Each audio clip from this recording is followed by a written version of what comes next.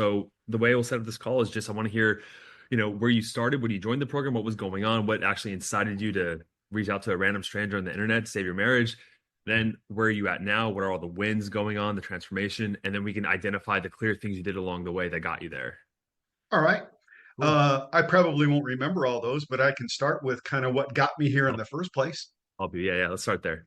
All right. So I've been with Deborah for coming up on 17 years. We're not married, but we uh, consider ourselves basically married. We've lived together.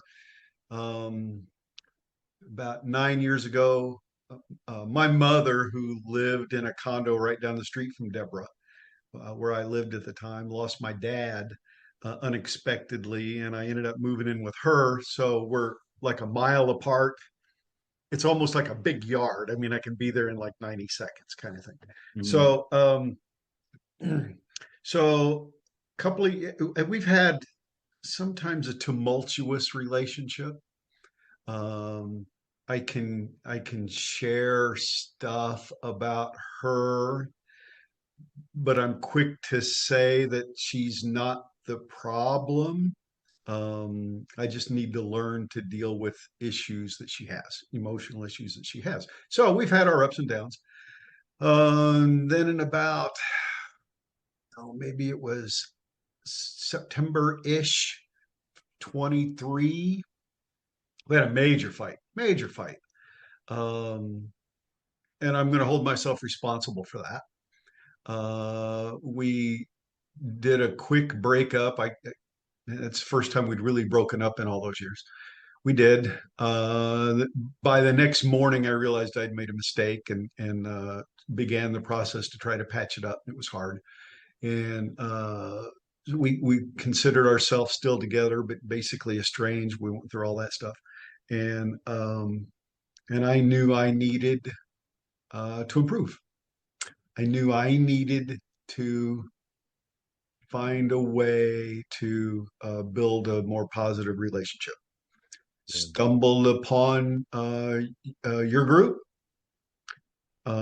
made the investment, and have never looked back. I brag about this group to everybody.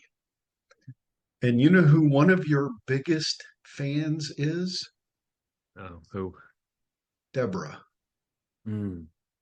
She brags to her girlfriends about your group. Now, she doesn't know what we do every day. I don't share that kind of stuff, Hmm. but she brags about progress and changes that I've made over now.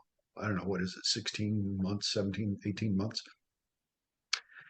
In fact, 2 weeks ago, she was at her, Deborah does a lot of counseling and therapy, a lot of childhood, they call it complex PTSD, a lot of uh, a lot of abuse and things of that sort. She has to overcome. While she's in her group, I get a text from her. What's the name of that group again? Who's this Josh guy? Her counselor was asking about you. So she's a big fan of yours. So that's what got me started. Um, Yeah. Never So looked back. yeah. So just to kind of clarify here, the what really was the like the catalyst for you actually to seek help was that major fight. You guys actually broke up for the first time. Yeah, You regretted it the next day, like, maybe I kind of acted in haste I or did. out of emotion. And then you joined the program after that. Was that Yep, the okay? yep. Okay. And it was pretty quick. I don't remember dates, but I'm going to say it was within like short weeks. When I mention weeks, I'm probably talking 2 or 3 or 4 weeks. I don't remember, but it was pretty quickly. I realized that I reacted uh, in an immature manner, Hmm. in a weak manner. I knew that. Um, um, I just didn't know any other way. Yeah. How long ago was that you joined the program? Gosh, I don't remember. It was in the fall of Wow. 23. So I don't remember exact dates. Yeah. Somewhere in the September to November window. So it's been Those, you've been in the program for a while, right? oh So yeah, you put in a lot of work in. So Let's now fast forward to where we are today before we go back and through and see what that journey looked Okay. like. Where are things at right now? Okay. Uh, we went through another, our most serious breakup a month ago. Oh wow. Real bad, real bad. She broke up with me. I, we figured it was permanent. I mean, lots of mementos got thrown away, pictures got discarded. It was pretty serious. I was convinced it was we were done. I was tired of it too. She was tired of it too. I'm stunned that we're back together. She reached out to me to reconcile. I'd made multiple overtures and she wasn't interested, or didn't express that. It turns out she said she was just afraid that I wouldn't accept her back. We did reconcile 2 weeks ago Saturday. Right now, I am thrilled with that. Um, she is she's coming to me from a completely different perspective, kind of the perspective you guys described that I never really believed. Like I focus on me as a man and me as my, working on my values and being strong and in my frame and things like that. I've been a nice guy my whole life, and I'm much better at that. And now I'm not pursuing her, Hmm. and our relationship is different than it's ever been. She is respectful. I'm getting more attention and affection than I've ever experienced. We've had more intimacy in the last um, 12 days, whatever it is, than we probably have had in the last 3 or 4 years put together. It's like it's like I didn't even know a 65-year-old guy could hang in there twice a day, whatever. I know that's funny, we kind of laugh about that, but Oh, but that's amazing. That's amazing. So I have to ask you from your perspective, David, what happened in that period, that month? well, um, so the first week when we broke up, I was brokenhearted. Yeah. And by the way, this happened in the office. We worked together. Oh wow. We're a team. Not only do we work side by side, we're a real estate team. We depend on each other. When Yeah. she broke up with me, she walked out of the office, broke up with me, said she was done. I was the manager of this office for a long time. I'm retired from that position. And I told her I wouldn't be able to work with her side by side in the office. Please pack your stuff and get out. She did. And it got pretty rough because now we have to reconfigure a whole business and she has to find a new office and everything's going on, right? So this is all going on. It's pretty wild. That next weekend, this is a little embarrassing, maybe. The next weekend, I had suffered about as much as I could suffer, right? And thanks to you guys, thanks to my lessons, at some point, you have to pick up and move on and focus on yourself. And my happiness is now in my control, not somebody else's control. So I decided, I switched, flipped a switch. I'm not going to sulk in this anymore. I'm going to go start a new life. I needed a weekend away. I needed to clear my head. Went to Nashville, Tennessee. Drove Nashville, Tennessee by myself. You ever been there? I haven't, yeah, I really want to go. Put it on your to do list. Okay. I go to Nashville, Tennessee. Honky tonk after honky tonk, hanging around. I'm not a party guy, but if I drink one old fashioned, I must drink 25 old fashions that weekend. I let it all hang out. I'm a amateur bodybuilder physique guy. I'm real Really? healthy. Yeah, I'm real healthy. I do all this stuff. Dude, I ate junk food and drank alcohol for like 4 days. Anyway, during that process, one night I'm at the hotel bar. The young bartender 28 years old, hits on me. She goes, "Hey, you want to get out of here and go to another bar?" She's running the bar. She's manning the bar. I said, "Aren't you working?" She goes, "Let's close the bar." So we close the bar, take off. I'm with her until 4 o'clock the next morning. We never had sex, but it was a pretty touchy feely, wild night for my age. At one point, she looked at me and she goes, "How old are you?" And I said, "I'm 65." She goes, "All right," and away we go. Right. So the next night we went out again.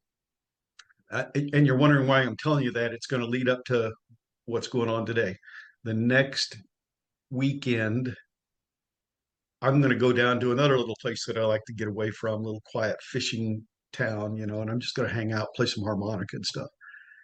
Deborah decides she's going to come down. She wants to see me. Mm. Great. Now we're completely broke up to that point. So she shows up. I meet her at the hotel. We hug, we kiss. She's crying. I'm crying. It's lunchtime. I said, "Let's go eat." So we haven't even like begun reconciliation, but let's go eat. So we sit down at lunch and she's crying and she's apologizing. "I should have never broke up with you. It's the biggest mistake of my life, et cetera, et cetera. Let's just eat our tacos and we'll just keep talking." She goes, "I got to know, have you been with anybody while we've been broken up?" I kind of suspected that might be coming. So I already had it in my head. I was going to be stand up, straight up guy and I was not going to lie. And I Yeah. told her I have been. She got up, ran to the bathroom, vomited, came back and cried for the better part of 2 weeks and still bursts into tears from time to time. Wow. So here's where we are today. The backstory adds to today. Yeah. We're back together. There's a fly in the ointment that's probably going to be there for a long time that I can't do Yeah. much about. Um, she expresses her love for me. Josh, she probably went a year or more without ever using the word love. It had gotten really bad. She expresses her love for me deeply, daily, multiple times in little love notes or affectionate, shows of affection and stuff like that. So we're together. I still have my room at my mother's condo because mom needs me, but I've spent the last 10 or 12 days at Deborah's house, something like that. Um, and we're planning a future. That's where we are. Well, She she attributes all of this to our group. Um, she thanked me this week. She said, "Thank you for bringing back the old Dave that I fell in love with 17 years ago." I asked her what she meant by that. And she's like, "I feel like I can talk to you again and say anything I need to again." And that's where I am. So we're together. We're making plans. That's where we are. okay. There are a lot of avenues I want to go down, but I think the one where I want to, I know from my perspective what led to the results you're at, but I want to know from your perspective, what did what changes in yourself led her to now be more affectionate, loving, and want to commit to you? First of all, I think it's probably oversimplification. Um, no longer being a nice guy.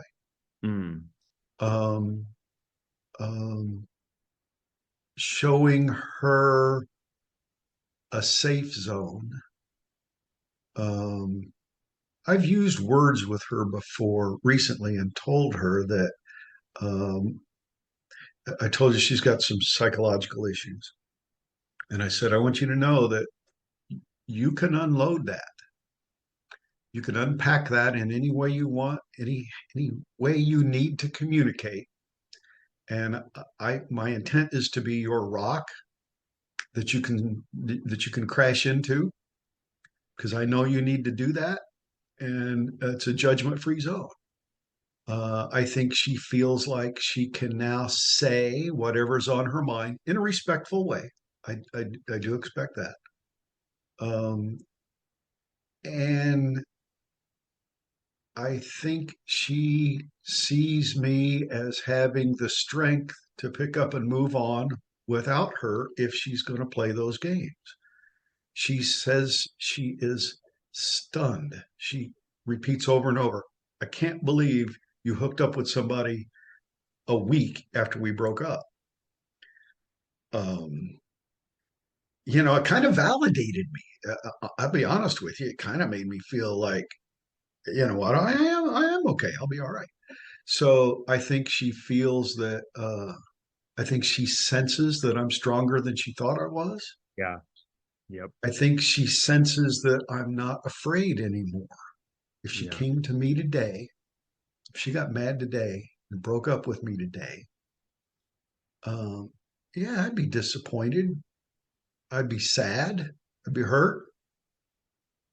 I'm not going to let it rip my heart out again. That's why I think she's approaching me different. And so you're touching on something that I really want to solidify right now, David, which is I use it for many different names, but the name I use the most in the program is the attraction paradox of wanting her but not needing her. And a lot Say of that again. the attraction paradox of wanting Yeah. her but not needing her, right? That is the ultimate attractive mindset, right? To know that you desire her. Yes, you want her in your life. Your life is better with her, but you don't need her to feel complete. And a lot of men in the program they talk about letting go, and it's kind of the same process, right? Where you're letting go of the need for her in your life. And I'm not saying this as a technique. If anyone was watching this, they're like, "Well, I need to go sleep with someone." Like, no, that's not the No, case, right? It's not like you planned on doing that. Um, no. by that happening, it revealed to you that it would help you realize you were okay, but like using that as a technique necessarily wouldn't work. It's just the fact that you can get to that space emotionally knowing you're okay without her in so many different ways of just Yeah, focusing on yourself. It wasn't even the act of finding that woman. It was the act of like, you know what? I'm gonna go to New York. I'm gonna do something for me. I'm gonna go have a good time, and I'm gonna learn how to be with myself again and have a good time. That in itself, that energetic intention was what allowed that change to occur. You see? totally. Yeah. I think that made me more attractive to her Yeah. 'Cause- rather yeah, than being, I wasn't a mouse anymore. exactly. And let me so you mentioned the nice guy a couple times, and we know all the different behaviors in the program that guys used to be nice. But what is one behavior that you used to do that was a nice guy behavior that you no longer do now? So I don't know if I could drill it down to one behavior, but I Mm, will say I put her on a pedestal. At yeah. least I felt like I did. Yeah. Um, Let me give you just a short example. The day I told you she came down to the little fishing town, it's called Linton. The day she came down, the day before I was driving from Indianapolis to Linton, it's 100 miles. I had just started my journey, and she knew I was going out of town. I told her.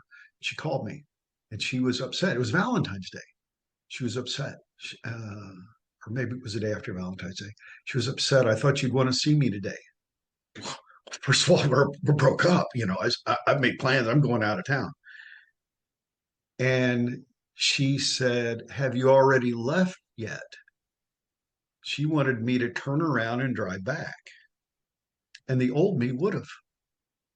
The old me would have canceled my room for the weekend and driven back. Yep. And I said, no.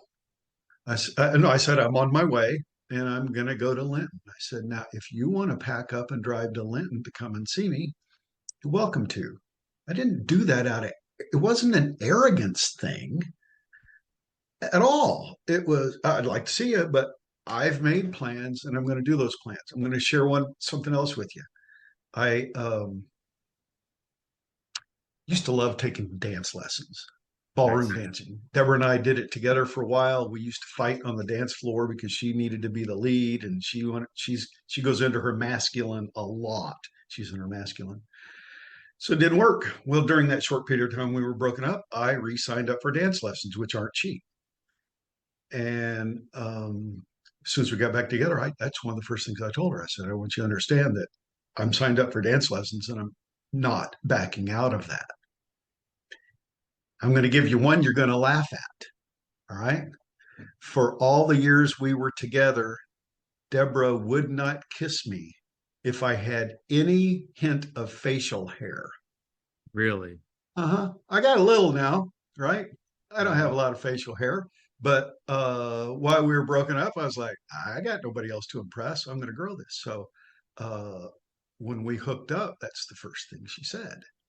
And in fact, she asked me a couple days ago, how much longer are you going to keep that? I said, I don't know, maybe the rest of my life.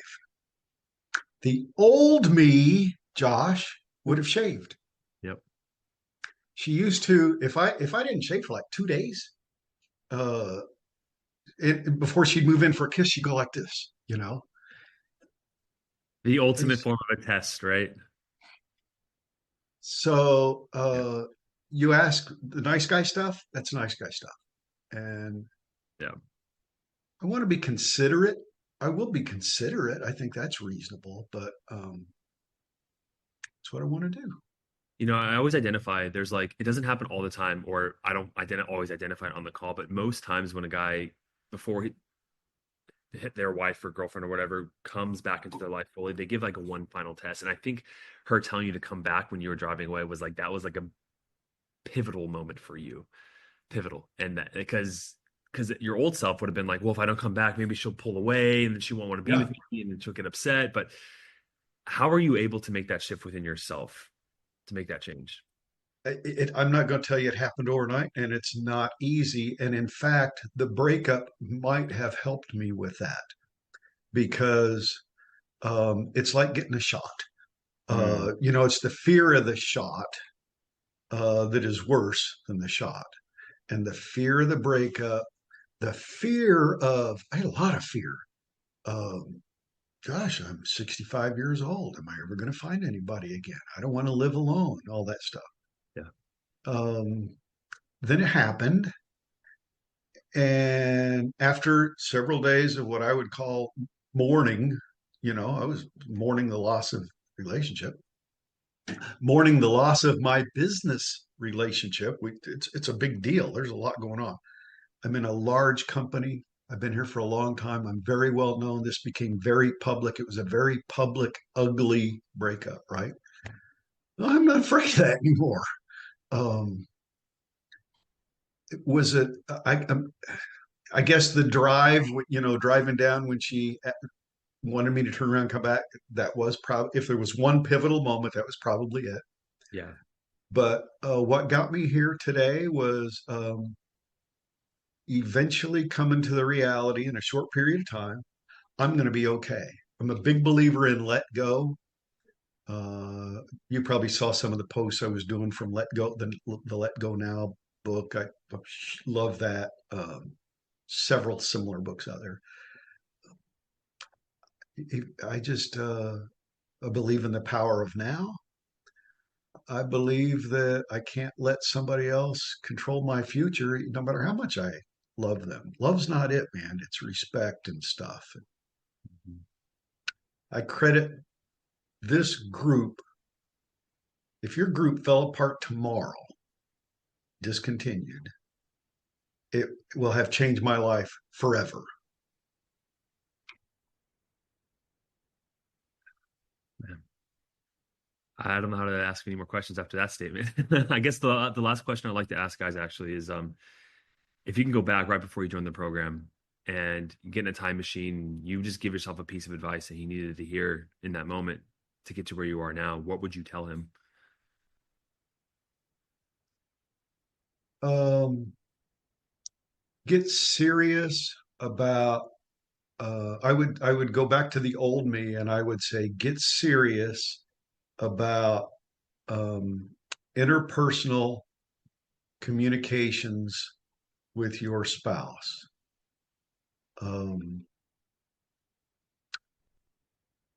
I'm from a generation where we were, your generation was raised behind mine and probably has far more insights many times than we did. I come from that time where shut up, do what you're supposed to do, be tough, you know, and that has permeated me for a long time. And if I were given youngsters a piece of advice today, uh, don't wait to begin these lessons either on your own or in a group or reading or audibles or whatever on how to relate to the opposite sex. Because we don't get it, man. We didn't have books and stuff like this. I had an old fashioned hard ass dad, who, Yeah. you know, that's what I had. I Yep. don't blame him. Just No, he did what he could do. product of his time, right? I regret that it took me so long to learn it because now I feel like an example for I have grown kids. I have 10 grandkids. I feel like I can somehow influence them um, in subtle ways. I don't know.